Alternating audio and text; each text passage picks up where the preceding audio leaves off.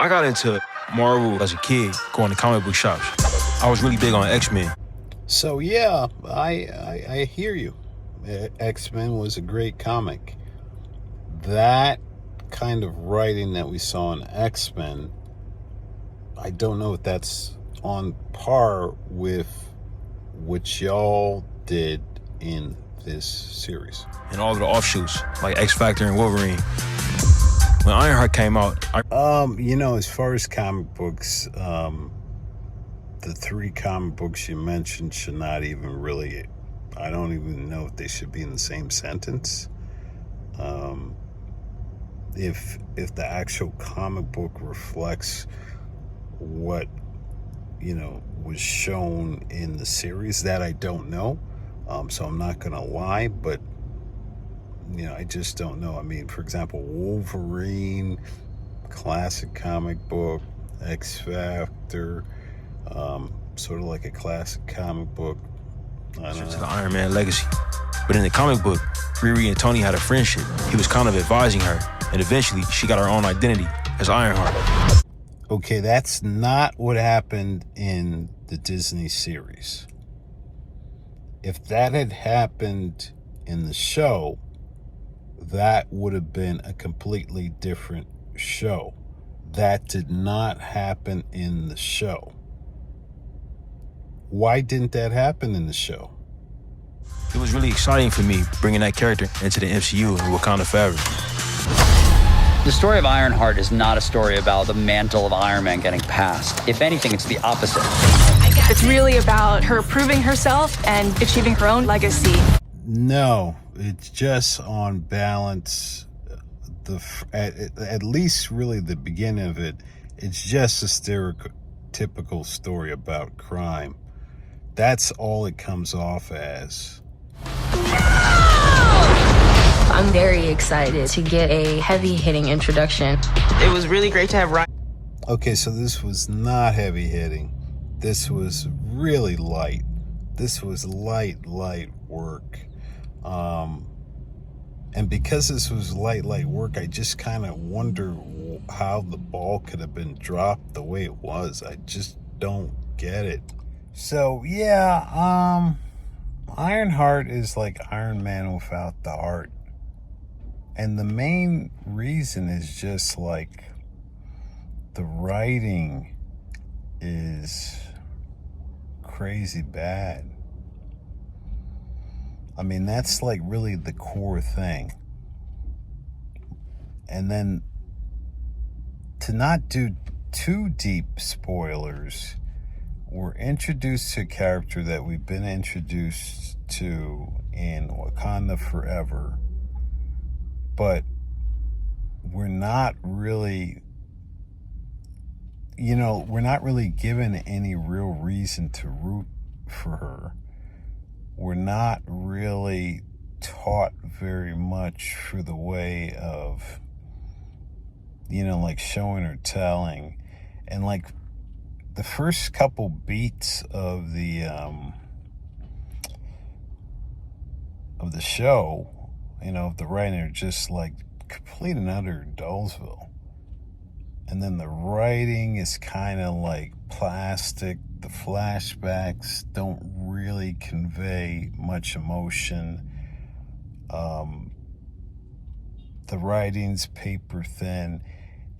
It literally, like, it takes us to get almost to the end of like the first episode, for example, to really kind of get some real kind of tension going. When Ironheart came out, I remember the buzz around the industry.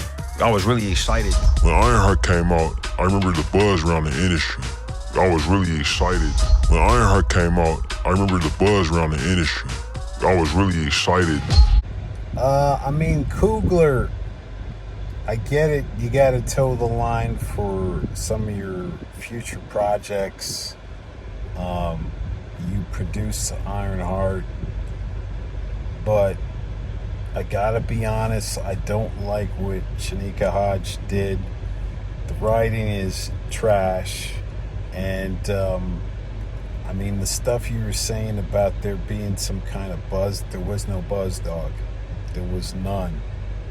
And, I mean, this part is definite spoilers. I mean, I think the whole kind of concept of, you know, like the Hood character from Marvel, which is essentially Faust reimagined, and Faust is the German character who makes a deal with the devil. I assume these jobs aren't exactly legal. Not exactly. And there's like imagery to that effect in the episodes. If we're honest, I think that's a little bit overpowered for the Ironheart character.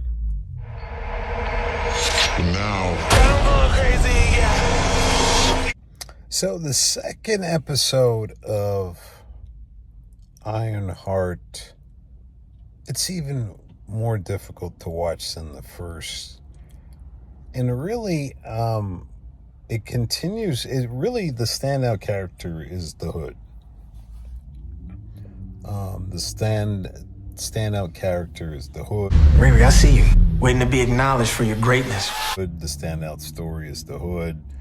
The whole season really, I think, like, if they had marketed this as the Hood, I think it would have been like a healthier story, and it would have really like rustled less feathers. It would have had less opposition, and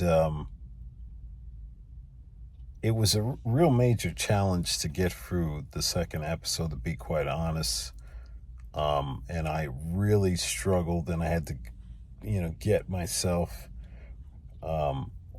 It took me many stops and starts because I really didn't fancy the writing. It was very difficult, and I think some of the decent parts were like 35 minutes in, 40 minutes in, but it just really is about criminals behaving terribly. And that's not really like, I don't know that that's the spirit of the MCU that really they want out there. And I'm not going to say like part of me, it's like, I don't even know. It's in like, if it's about bad guys, then they should have just called it the Hood. But if it's really about somebody who's supposed to be a good guy, this really was a terrible way to approach it. And then, you know, like to be honest, like some of the characterizations of men just in general, I've found kind of, you know, just terrible. Not that they're really great anywhere else, but they just like the only quote unquote, like, I guess, like straight, one of the few straight characters is just like, he's listening to Alanis Morissette, and he can't even tell his you know, his female neighbor to stop, like, having her dog defecate on his lawn. And to me, to be honest, like one quick, you know, solution to her doing that every time she does that would be to take the, you know, the feces and give it back to her as a gift, you know, technically.